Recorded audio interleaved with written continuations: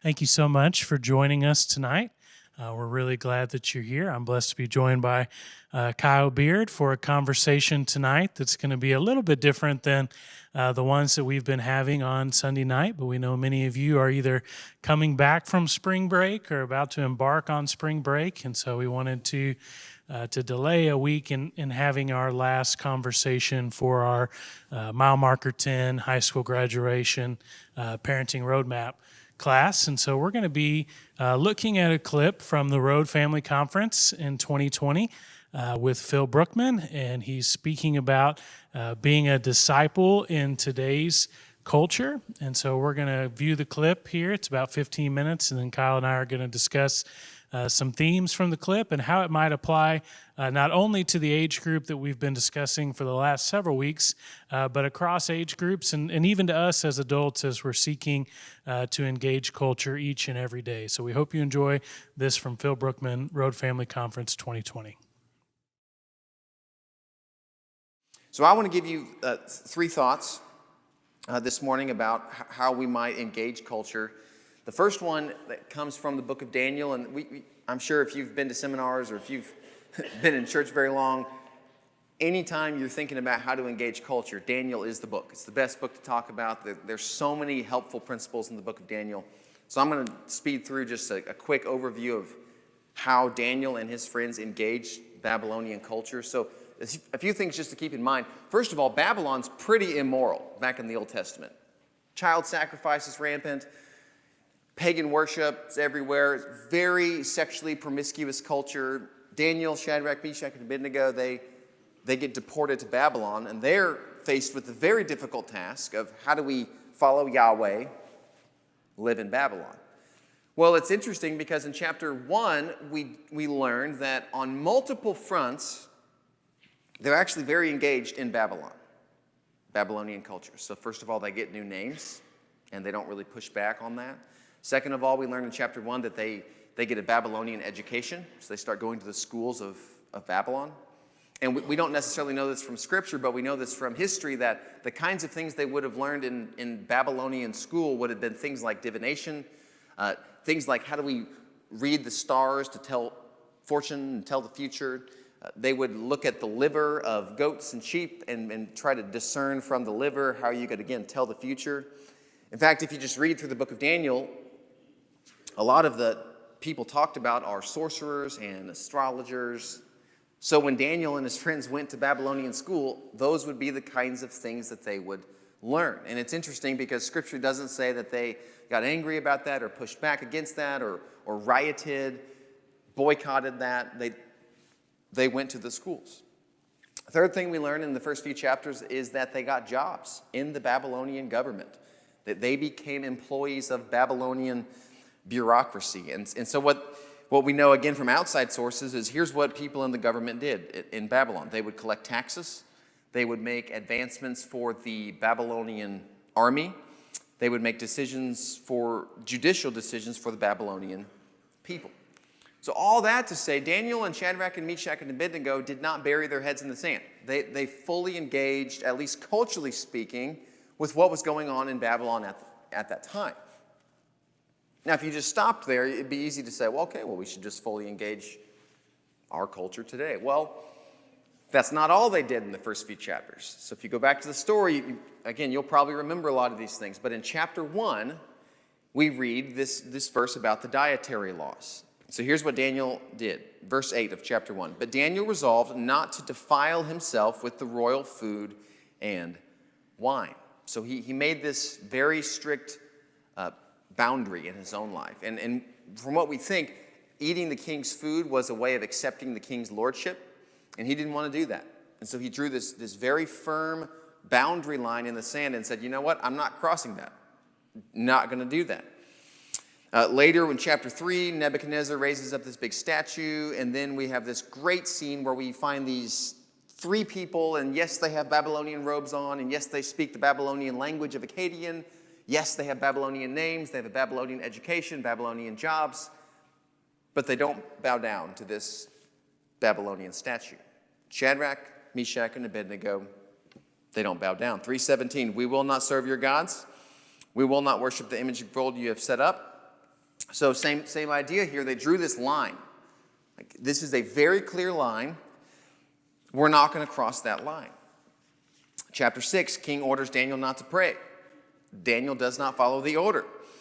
Daniel, in chapter 6, verse 10, 3 times a day he got down on his knees and he prayed. So he's still praying 3 times a day. So once again, he's drawing a line, very clear line. He's not going to cross that. I'm not going to bow down. I'm not going to pray. Or I'm not going to pray to you, King Nebuchadnezzar. So here's the point. And first takeaway I'd offer you this morning is this. Your spiritual commitment needs to come before your cultural engagement. So both of them are extremely important, but I think there's an order there. So sometimes I find young people will often ask the question to their youth ministers or to their parents. They'll say something like, hey, Mom, Dad, so-and-so's having a party on such and such date, and I really want to go because these people need to know about Jesus. And I want to witness for my faith, and I want to share my faith with these people. Can I go? Well, I have a very clear answer to that, and you might disagree with my answer, but you're welcome to say this when your teens ask you this question. My answer is this. I want you to follow the Jesus model here. The Jesus model is, did Jesus go engage in the party scene? Absolutely. But who were Jesus' closest friends? Disciples. His closest circle were the people that encouraged him. They were the people that became his source of energy, his source of spiritual strength. Those were the guys that he spent day in, day out, all this time with those people. And I think that gave even Jesus himself this immense reservoir of spiritual strength so that when he would go out into the party scene, there was no temptation there because he was already really strong. And so when the teens asking me that question, my question back is to say, are your closest friends good, solid Christian guys and girls that don't really get caught up with the bad stuff? Well, if the answer to that is yes, then my response is absolutely. You go to that party, take one of those people with you, because that's a dark place and those people need light. But if the answer is no, to be honest, my best friends are the people that don't do great things, then I would say absolutely you do not go to that party because you're going to get eaten alive. There is no way that you'll stand strong in that kind of environment if you don't have the close people, the spiritual strength of these friendships. This is the story of Daniel. He's first spiritually committed. That comes first. And only after that can he be culturally engaged. Give you a great illustration from somebody that many of you in the room are going to know really well. So this community and my community now share a connection with Kevin Hervey. Kevin Hervey played at University of Arlington, right around here. He's with the Thunder right now, and he's been coming to my church for about 2 years, and we've developed quite a friendship. And he's been in my office several times telling me about what it's like to be a professional athlete. And one of the first things he told me was really interesting. He said, Phil, it's amazing how immoral the NBA is behind the scenes. You've basically got a bunch of super wealthy young people that don't have a lot of wisdom, and they can do anything they want. They can get any girl they want. They can go to any party they want, and they have there's a lot of big heads. And so he said, it was really interesting what he said to me one day. He said, Phil, I want to do a bunch of church stuff. Okay, what do you mean? He's like, just put me to work. I want to volunteer with the youth group. Let me lead communion prayers. I need to come up here. I want to have Bible studies with people. I want to study the Bible with you. I want to do a lot of church stuff. I said, okay, well, why do you want to do that? And he said, well, Phil, the culture is that immoral. It's really immoral. And the only chance I have of staying spiritually strong is if I make sure that my spiritual life is really, really strong. And if I pay attention to that part of my life, that's my only chance of surviving in this really immoral world. Wasn't that a great response? You got a guy that can do a lot, and he's trying to make it big time right now, but he's keeping his faith as super, super important. It's a great testimony. And I know several of you will know him, and he's got amazing parents, and your spiritual commitment has got to come before your cultural engagement. And I would point out one more irony here before I move on to another thought. And this is just based on my observation. I have found that people who are very spiritually committed are precisely the people that aren't engaging culture. And I'm just talking about my church at home. The people that are following Jesus and coming to church all the time and reading their Bible all the time and praying all the time, that group of people tends to spend all their time with other Christians. And I want to say to that group of people, you're exactly the people we need out in the world, engaging the world, because you are so spiritually strong. So yes, go to church a little bit, then go. Like, get out. Go build relationships with people that don't know Jesus. And then the opposite is true as well, that the people that are so wanting to make a difference in culture, yeah, I got to go to this place and that place, they're not the ones that are spiritually committed and spiritually strong. So the point being, your spiritual commitment, it's got to come first. And once that's there, we need people that will go engage culture. So second idea, so right now, we're actually dealing with this in my family on a fairly small way. My 10-year-old loves to read, and she's in this like trilogy of books, and my wife was previewing one of the books, and just a few days ago she said, Phil, this third book in the series does not paint women in a positive light. It really pigeonholes them. And it also is pretty down on just religion in general. So it's a good book, but it's not great about women, and it makes religious people seem just like idiots. Do we let Anna read this? So we talked about that for a while. Do we let her? Do we not? And that's a very low-level example of something that we're all dealing with on much greater levels. As we raise our young people, how much do we let them experience what's going on in the world versus protect them from that? It's a really, really difficult question. So there's a resource that just came out that I find very helpful on this particular front. Barna Institute with David Kinnaman has put out a lot of books over the years, but this last one they've put out is really, really helpful. It's called Faith for Exiles. In Faith for Exiles, what this book did is they went out and found the people in their 20s and 30s that were extremely faithful to Jesus. And they surveyed those people. What happened in your upbringing that caused you to be so committed to Jesus? And so the whole book is just five principles of the most committed young people. Well, the second principle I think is really, really important. The second principle on the list is the ability to practice cultural discernment. And so this is what I would suggest to you as the second takeaway from this morning is cultural discernment is a skill that can be learned. So here's one of the questions that was asked in this book, survey questions that I found pretty interesting. So the question was, I regularly experience teaching in my church on wisdom for how to live faithfully in a secular world. And there's several categories here. You can put this next chart on the screen if it's there. So I regularly experience teaching in my church on wisdom for how to live faithfully in a secular world. And so for ex-Christians, people that used to be Christians, 14%. For the unchurched, it was 20%. For people that do go to church but don't consider themselves very committed, it was 44%. But this fourth group, and this is the group that as Christians we all want our kids and teenagers and college students to be in, for the resilient disciples, the ones that are most committed, 70% of them said that they regularly got that teaching of how do I apply wisdom to my experience with a secular world. And so what this means is that in age-appropriate ways, I think it's extremely important how to teach kids to evaluate what they see and what they hear. Because the truth is, as parents, it's impossible to protect them from everything. And so if we play that game, just let's build a really strong bubble, the bubble's going to break. It's always going to break. And so the better teaching strategy, in my opinion, is instead of trying to protect kids from everything, it's how do we teach kids to be discerning in themselves so that as these things keep coming at them, they can have the tools already built into their thinking so they know how to handle it at their age. So here's a couple practical ways to do this. I think the easiest place to start, especially with small children, and we're right around this age with my own kids, it's to use TV commercials as opportunities to practice cultural discernment.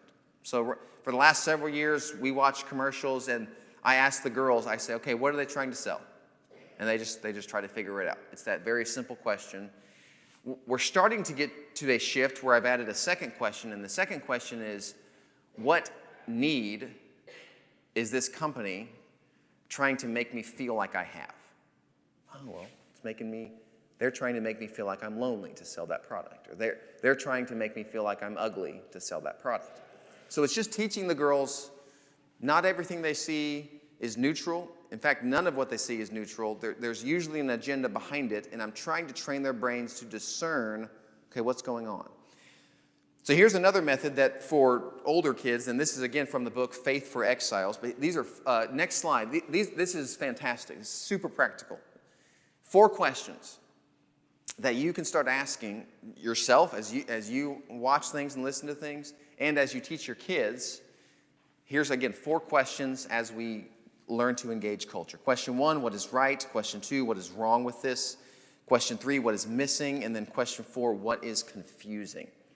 Really helpful set of questions. So just to apply this, let's say you're watching the iconic TV show Friends, and so you ask the question, okay, what's right about this show? Well, these people are really loyal to each other, and that's a biblical virtue. This is really good. It's a good lesson on loyalty. Well, what's wrong about the show? Well, sex is portrayed as just something that we just do whenever we want. It's very casual. Just do it all the time, whenever you want, with whomever you want. That's probably not, well, that's definitely not the way the Bible would teach sexual ethics. What's missing from that show? There's really no hint of faith in the show. That people aren't ascribing to any kind of a relationship with God. What is confusing about the show? The thing I find most confusing about the show is how these people hold down jobs when they spend all their time in the coffee shop. But so you can make it kind of playful too, but these are really helpful questions. Ask them about any show that you watch, any show your kids watch, they're really helpful. And so over time, the goal here is you want your kids, and I would say we want ourselves, to develop the kind of thinking where we can discern the messages that culture is sending us. Well, we hope that you enjoyed that teaching clip from Phil, and if you want to go back and watch other sessions from previous Road Family Conferences, you can go to theroadfm.org, and there's a conference tab there, and we have clips from all the classes and all the keynote sessions from the last 2 years, and we hope you will use those as a resource. But we just wanted to come together and discuss a little bit about these themes from Phil's talk, and so I'll let Kyle kick us off here. Kyle, what jumped out to you from Phil's lesson? Well, Phil had so many great things to say. Definitely appreciate him coming, and I think it's a good refresher with what's going on in our world today. But I'd say that the first thing that came to my mind was this idea that he kind of introed about our cultural conscience, but really his first point, spiritual commitment needs to come before cultural engagement. And man, there's so much to unpack there. Our priorities, but also, we need to be engaged in our community. We need to be engaged in lots of different areas, but finding the balance between that. And his example of Daniel and Shadrach, Meshach, and Abednego was a great example of being integrated into a culture that was, vastly different from what they were used to. So, using Daniel as that cultural context, that example was really, really good of his. Well, I think that's one thing that, we talk about kids with high school graduation. We hear a lot that kids are entering into a difficult environment. They're going to a potential college scenario or work scenario in which they might be exposed to more things than maybe they are on a day-to-day basis right now. But what we see throughout Scripture is so many times the people of God are in cultures that are not, living the way that God desires for people to live. And so there are so many examples from Scripture, like Daniel, that are helpful to thinking about, entering into a new scenario. And so like you talked about, this idea of spiritual commitment needs to come before cultural engagement. But then he kind of transitioned to this idea of spiritual commitment should lead to cultural engagement, right? Yeah.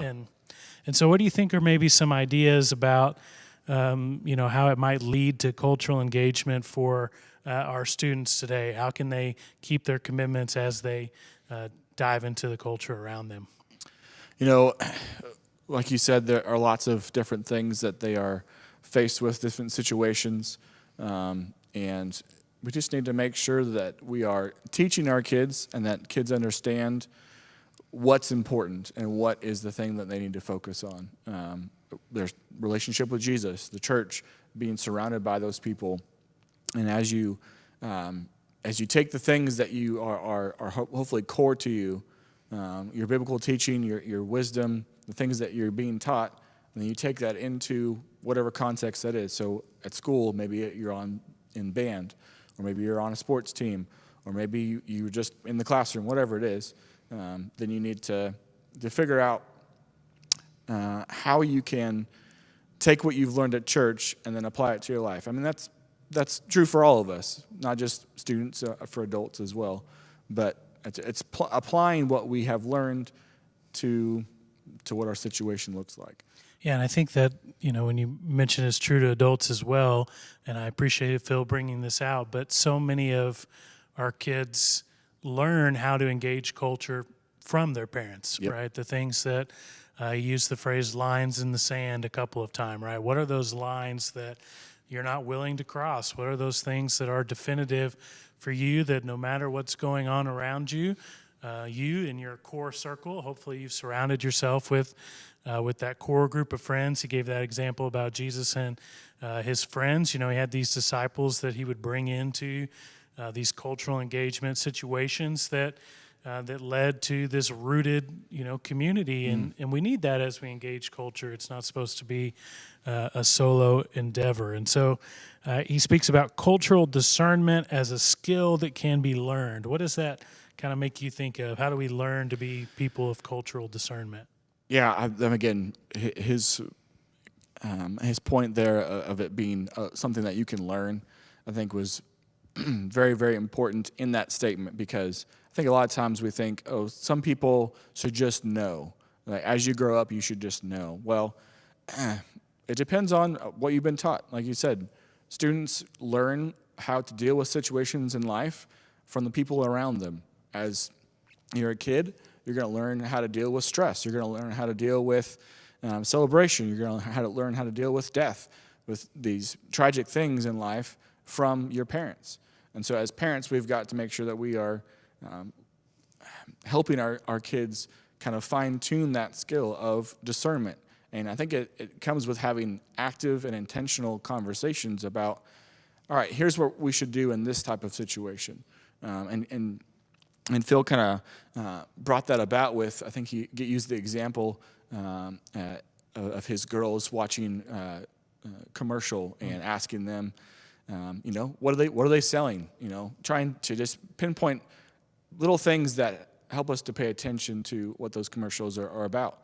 And you can go a lot deeper in, okay, well, why are they trying to sell that to you? Or, what is it supposed to be used for? But it's a skill that you have to be actively, again, working on, just like if you're exercising, just like if you're learning a different language or you're learning math. I mean, if you don't continually practice it, you might lose some of it. And you take what you have learned from things at church, and you take what you have learned from maybe past experiences. You got to learn from, okay, well, that probably wasn't a good situation I should have been in. Here's what I could have done differently. That's discernment as well. Yeah, I think the commercial example is super poignant, because I think most of us like to think that we're uninfluenced by ads, right? We like to think that, okay, yeah, I mean, there are commercials going on, but they're not really affecting my purchasing behavior or how I think about myself or how I view the world.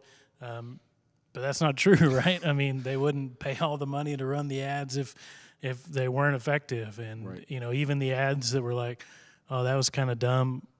Well, I'm talking about it, right? I'm talking about how dumb that it was. So I'm talking about their product or their thing that they're wanting me to think about.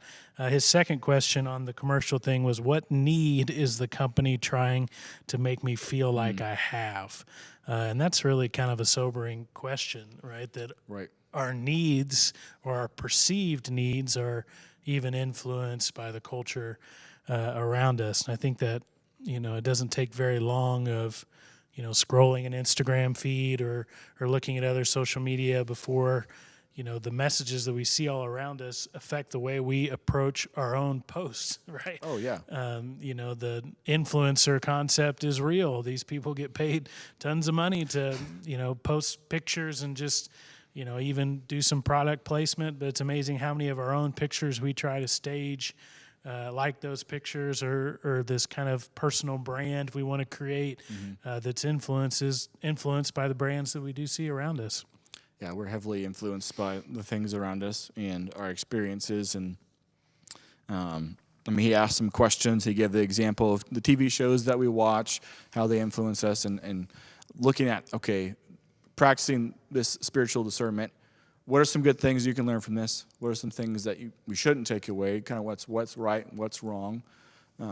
What's some things that we need to ask more questions about? And obviously, if you have younger kids, like my oldest kid is 10, there's certain questions I'm going to ask her that I'm not going to ask my 4-year-old, just because they're not going to understand. But as your kids get older, get into high school and get into middle school, get into college, whatever, then you can have those deeper type conversations. And I think the point is having those conversations, whether those be in the car or at home after you just experienced something. Maybe something happened with your high school, middle school student. They came home from practice or came home from school, and they had a really tough time because something happened in the classroom at practice or something. Let's be intentional about having those conversations. And it takes effort, but it shows them, it's okay to talk about these things, for one, and we're learning from these experiences so that we can, if we face them again in the future, what the right thing is to do. Yeah, I think that is so important, of being intentional, asking questions. And, every time I hear a parenting talk or one that's similar to some of the guidance that Phil gave, I tend to be like, think about myself as a teenager. And I know if my mom or dad had started asking me some of those questions after practice or whatever, I probably would have met them with some resistance at first, Sure. right? Or, if we're watching TV especially, and if they would have paused it and said, hey, what do you think about that commercial? What's it trying to tell you? What is your perceived need? I would have got really sarcastic really quick, right? Like, hey, we're just trying to watch TV, Dad. Why are we doing this processing here? But Right. but that's okay. Even if our kids or our teens think that things are silly and might push back at first, it doesn't mean they can't learn something from the process. And it might not be immediate, and it might take multiple times of doing something, right? Every time you do something the first time, it may not succeed or it may not yield the outcome that you want it to yield, but that doesn't mean the intentionality, the effort should go away. I want to hit on these 4 questions here for cultural discernment and just kind of talk about those with you here. And I thought these were great. And the reference that Phil made was from the book Faith for Exiles, which is out by the Barna Group, if that's a resource you want to explore further. But the 4 questions were: what is right? What is wrong with this? What is missing? And what is confusing? Did any of those 4 questions really jump off the page to you? Well, I think it's quick to, it's really easy to go to the what is wrong with whatever you're watching.